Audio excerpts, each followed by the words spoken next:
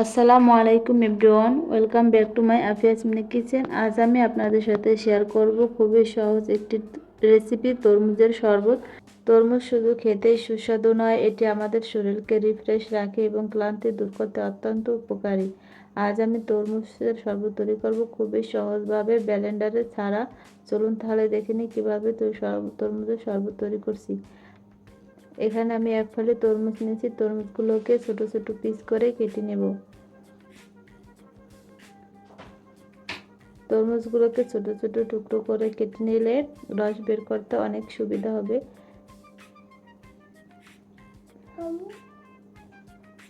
আমি সবগুলো পিস কেটে নিয়েছি। এখন একটা বাটিতে একটা স্ট্রেনার নিয়ে এক পিস তরমুজ নিয়ে এরকম ঘষে ঘষে খুব সহজে তরমুজের জুস বের করে নেব।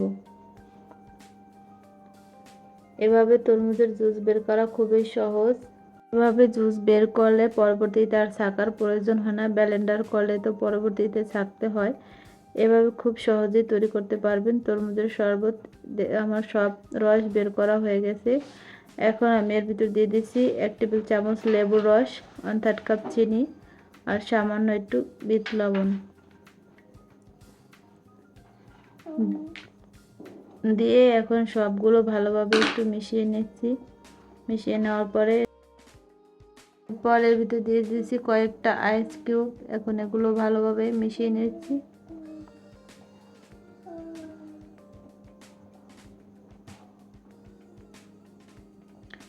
এখন পরিবেশন করব ঠান্ডা ঠান্ডা প্রাণ জুড়ানো তরমুজের শরবত। তরমুজের শরবতটা তৈরি করা খুবই সহজ, অল্প কিছু সময়ে মাত্র 3টি মাত্র উপকরণ দিয়ে তৈরি করতে পারবেন ঝটপট তরমুজের শরবত। প্রচণ্ড গরমে বা রমজানের ইফতারে এই শরবতটি আমাদের শরীরের জন্য খুবই হেল্পফুল। শরবতের রেসিপিটি ভালো লাগলে একটা লাইক দিন, চ্যানেলটিকে সাবস্ক্রাইব করবেন। আল্লাহ হাফেজ।